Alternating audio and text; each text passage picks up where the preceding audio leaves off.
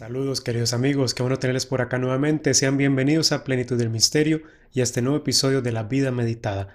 Mi nombre es Marco Antonio Quesada, soy teólogo, psicólogo, educador y para hoy quiero hablarles sobre un tema que es importantísimo en la vida espiritual y que por cierto suele ser pasado por alto muchas veces, pero es tan importante y tan necesario que de él depende que seamos almas santas o no. Así de serio es. Se trata del recogimiento interior, esa disposición o capacidad tan difícil de alcanzar para la mayoría de las personas, pero que a la vez es tan simple y tan transparente. Probablemente más de uno se preguntará, ¿qué es el recogimiento interior? Bueno, definiciones hay muchas, han habido muchas a lo largo de la historia de la iglesia, pero intentaré ser lo más claro y conciso con ustedes. El recogimiento interior es aquella capacidad de centrar toda nuestra atención en la presencia de Dios en nuestro interior. Tan simple como eso, pero tan difícil de llevar a la práctica, a la vivencia. Implica retirar nuestra atención del mundo externo y sensible, por una parte, de todo lo que ocurre a nuestro alrededor, pero también se trata de retirar nuestra atención de todo aquello que ocurre en nuestra mente. Entonces, el retiro es doble, externo e interno.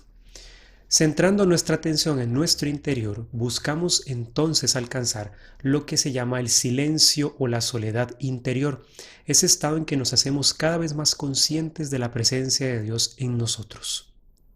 Hay dos tipos de recogimiento.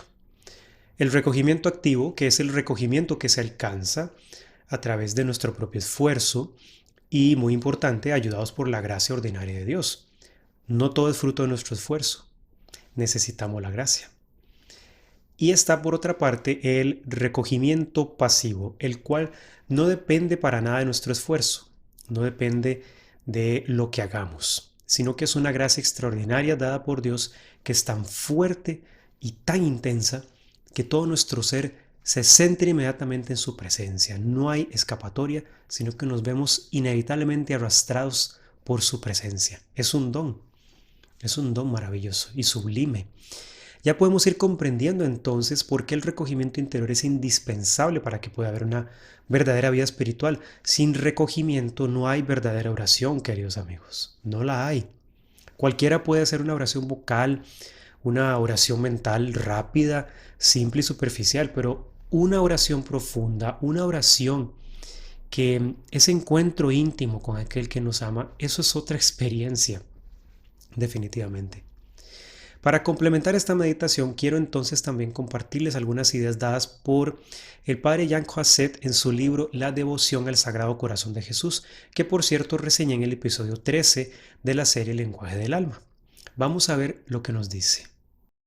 Dios no se deja casi sentir entre el bullicio y un corazón entregado a todos los objetos, un alma que está continuamente derramada en lo exterior y ocupada continuamente con preocupaciones superfluas y con pensamientos inútiles, no está en condiciones de oír la voz de aquel que no se comunica a las almas ni les habla el corazón, sino en la soledad.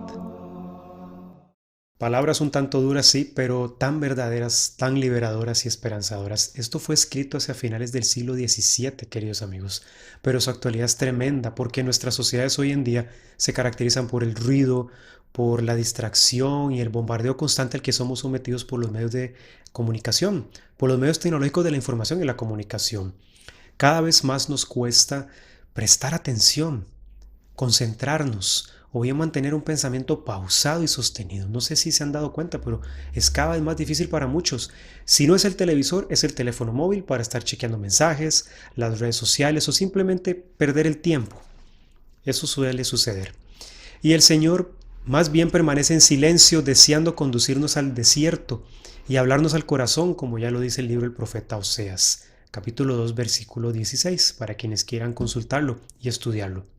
¿Significa esto que tenemos entonces que aislarnos del mundo, rechazar la tecnología, ignorar nuestras responsabilidades y relaciones para retirarnos a la soledad, al desierto o a la montaña?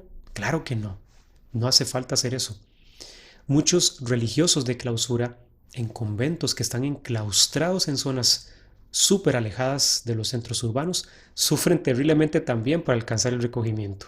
Están repletos de ruido en su interior, pensamientos, emociones, recuerdos, apegos, angustias y un largo etcétera.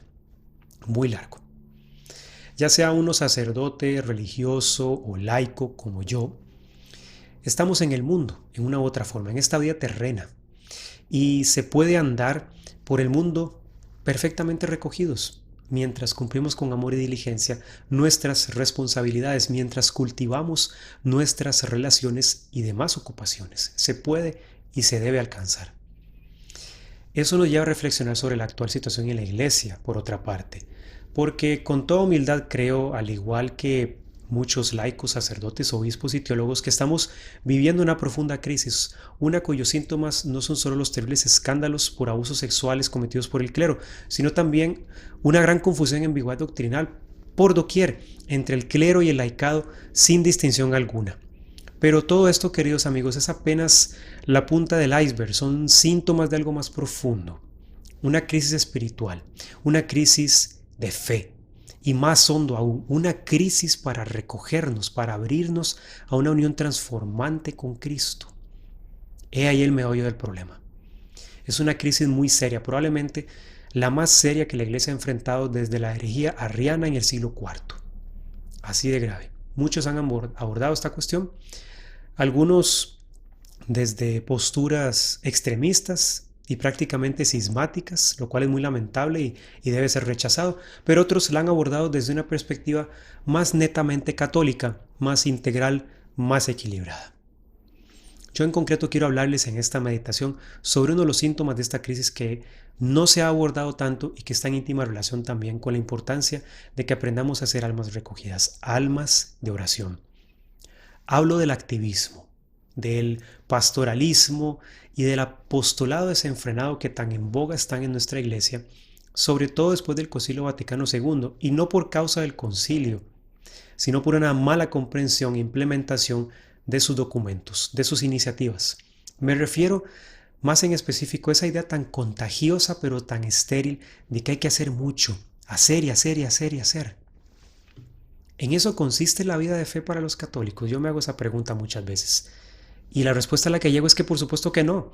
Y sin embargo vemos a muchos católicos, clero y laicos por igual, abarrotados de ocupaciones diarias, corriendo de actividad en actividad sin apenas tener tiempo para aprender a recogerse, para aprender a centrarnos en nuestro interior, para aprender a orar como los profetas, como los santos y los místicos de nuestra tradición. No es que no se hable de oración en la iglesia, se habla y mucho, y ese justamente quizás sea el problema, se habla mucho y se calla poco.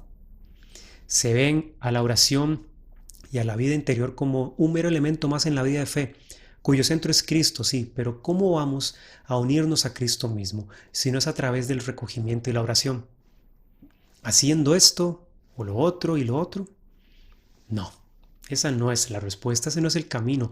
Esa es la receta perfecta para una religiosidad superficial, una que es mero activismo y nada más, mero proselitismo.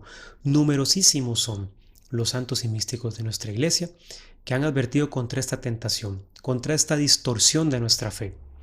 Y no se me malentienda, no estoy condenando que haya una pastoral, no estoy diciendo que esto no sea necesario, no estoy condenando que haya actividades, no estoy invitando al quietismo, que de hecho es una herejía. No estoy fomentando la pasividad, el desinterés por el mundo, por las personas o por sus vidas. Al contrario, creo que el desarrollar una importante actividad pastoral es necesario, es parte de la vida eclesial y de la misión de la iglesia. Pero la misión de la iglesia es la salvación de las almas. He ahí el detalle. Tal vez esto a uno le resulte inicialmente confuso. A mí me resultaba confuso. A más de uno tal vez resulte así ahora. O hasta chocante. Pero la misión de la iglesia no es resolver los problemas socioeconómicos y políticos del mundo. La misión de la iglesia no es convertirse en una especie de ONG o en una filial de la ONU. Su misión, como el mismo Concilio Vaticano II lo planteó en la Constitución Dogmática Lumen Gentium, es ser un sacramento universal de salvación. Pensémoslo por un momento. Es a partir de este fin que se desarrolla toda la actividad pastoral y espiritual de la iglesia, buscando la salvación de las almas, sí, la santificación de las personas, Porque cuando las personas realmente se abocan en su salvación, se entregan a santificarse, a alcanzar el cielo, el mundo naturalmente se irá transformando por Dios y en Dios. Recordemos las conmovedoras palabras de Santa Jacinta Marto, una de las 3 pastorcitas de Fátima. Si los hombres supiesen lo que es la eternidad, harían todo para cambiar de vida. Por eso yo les pregunto, ¿de qué sirve estar atiborrados de actividades si ni siquiera podemos realizar una sencilla y profunda oración, una en la que estemos plenamente concentrados, conscientes, interiormente silenciosos y abiertos a la unión con Cristo? ¿De qué sirve estar saturado de actividades? Como bien decía mi abuelo materno, Dios no obliga a lo imposible. El Señor nos pide ser diligentes, por supuesto, ser prontos al servicio del prójimo, ser prontos a las obras de misericordia. Pero antes de todo esto nos pide un corazón dispuesto, silencioso y abierto a su presencia, un corazón solo para Él. Solamente para Él. Uno puede estar involucrado en decenas de actividades pastorales, dirigiendo programas, grupos, charlas, infinidad de ocupaciones, y sin embargo podemos no estarle dando todo nuestro corazón al Señor. Solamente una partecita, aquella que más nos conviene, y no todo lo que somos, como Él tan ardientemente desea que así lo hagamos. Darle todo nuestro corazón para amarnos como realmente anhela amarnos. Así que bueno, es algo que hay que meditar, algo que hay que sondear.